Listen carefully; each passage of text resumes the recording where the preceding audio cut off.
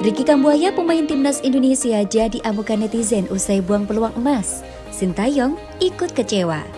Ricky Kambuaya jadi sasaran kemarahan netizen di media sosial usai tak berikan umpan ke Spasojevic dalam laga lawan Filipina di Piala AFF 2022. Ya, diketahui pada laga lawan Filipina, Indonesia menang dengan skor 2-1. Sejatinya, Indonesia masih punya peluang lebih banyak cetak gol. Andai saja Ricky Kambuaya tak membuang peluang emas dengan percuma. Saat itu menit ke-86, Ricky Kambuaya dapat peluang di mana menggiring bola berhadapan dengan satu bek Filipina. Di sisi lain juga ada Spasojevic yang berada di sisi kiri tak terkawal. Bukannya mengirim umpan ke Spaso yang berdiri bebas, Ricky Kambuaya justru asik menggiring bola. Akibat kegagalan itu, nama Ricky Kambuaya sempat trending topik di Twitter. Nama Kambuaya dan egois pun sempat trending di topik Twitter selepas laga Filipina versus Indonesia. Seperti yang diutarakan netizen, individu bet padahal udah 1 lawan 1. Bukannya ngumpan ke temannya, kesalahan yang sama terjadi lagi. Celetuk netizen di Twitter. Lah itu memang fungsi target man apa? Kalau nggak dapat suplai bola, ya mana bisa cetak gol? Keluh netizen usai saksikan penampilan Ricky Kambuaya. Sintayong murka pemain terlalu egois. Kecewa menggambarkan perasaan hati dari pemain timnas Indonesia di fase grup Piala AFF 2022. Seperti yang diutarakan oleh Sintayong, pelatih asal Korea Selatan ini tak menampik rasa kecewanya yang mendalam oleh permainan yang ditunjukkan oleh anak asuhnya. Menurut Sintayong, permainan timnas Indonesia masih sangat jauh dari harapannya. Kekecewaan Sintayong ini didasari dengan hasil finishing pemain timnas Indonesia. Ia melihat bahwa banyak sekali peluang emas yang disia-siakan oleh Egy Maulana Fikri dan kawan-kawan dari pertandingan pertama hingga terakhir berjumpa Filipina. Seharusnya pemain timnas Indonesia harus memaksimalkan peluang yang ada, atau setidaknya Sintayong ingin jangan ada keegoisan tinggi dan bernafsu mencetak gol padahal posisinya sulit.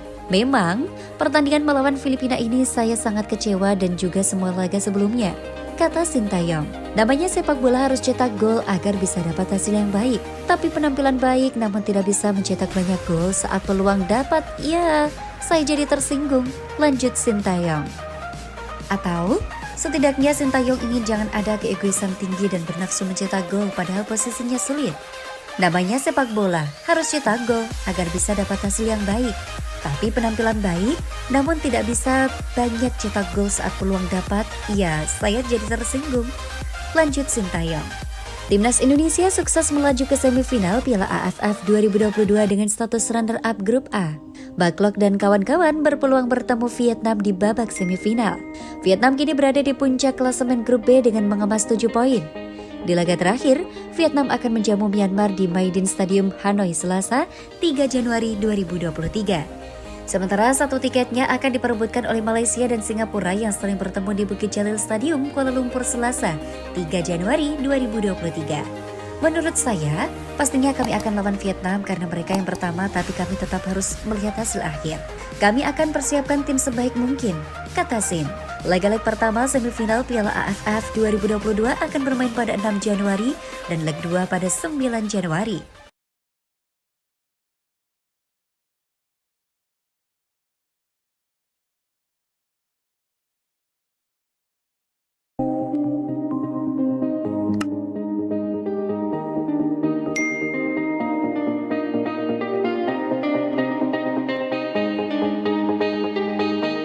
Perjalanan 3 pemain keturunan dapat restu orang tua untuk dinaturalisasi Timnas Indonesia U20. PSSI memastikan proses naturalisasi 3 pemain keturunan yakni Justin Hubner dan Ivor Jenner serta Rafael Struijk untuk Timnas Indonesia U20 berlanjut.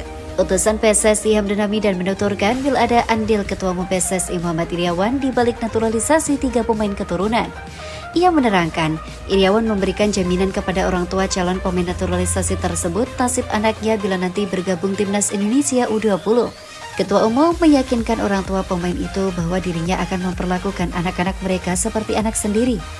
Ketua memastikan keamanan, keselamatan, kebahagiaan, dan kesuksesan ketiga pemain tersebut, ujar Hamdan Hamidan dalam pertemuan di Manila, Filipina. Mendengar pernyataan Ketua Umum PSSI yang disampaikan saat pertemuan langsung di Jakarta, kata Hamdan, orang tua pemain keturunan langsung merasa nyaman. Mereka akhirnya menyetujui naturalisasi anak mereka dan menegaskan yakin dengan program naturalisasi dari PSSI. Dia menyebut, kesepakatan itu penting lantaran pemain yang berusia di bawah 21 tahun harus mendapatkan restu orang tua jika mau berganti kewarganegaraan. Setelah rapat dengan Ketum PSSI, orang tua pemain-pemain tersebut menghampiri saya dan bilang tidak ada keraguan anak mereka bermain di Indonesia. Tutur Hamdan. Saat ini, Hamdan memastikan proses naturalisasi Justin Hubner, Iver Jenner, dan Rafael Struijk terus berjalan dan kini tengah masa pengumpulan berkas. Atas usulan Menteri Pemuda dan Olahraga Zainuddin Amali, Hamdan menyatakan bahwa pewarganegaraan ketiga pemain tersebut akan disatukan sehingga nantinya naturalisasi tersebut hanya perlu melewati 1 kali sidang di DPR RI. Hal tersebut diharapkan bisa mengefektifkan proses naturalisasi agar ketiga pemain tersebut bisa memperkuat timnas U20 Indonesia di Piala Dunia U20 2023 yang digelar pada 20 Mei hingga 11 Juni 2023. Semoga dengan dukungan berbagai pihak, naturalisasi tersebut segera tuntas, kata Hamdan. Justin Hubner merupakan pemain Belanda yang berposisi sebagai bek tengah dan masih berumur 19 tahun. Pesepak bola bertinggi badan 1,87 meter itu saat ini berkarir di tim U21 Wolverhampton Wanderers di Inggris. Sementara Iver Jenner adalah gelandang yang juga berasal dari Belanda. Pemain 18 tahun itu kini bermain untuk skuad U21 FC Utrecht di Belanda. Adapun Rafael Struijk saat ini berstatus sebagai penyerang sayap klub Liga Kasta kedua Belanda, ADO Den Haag. Sama seperti Iver, Rafael berusia 18 tahun.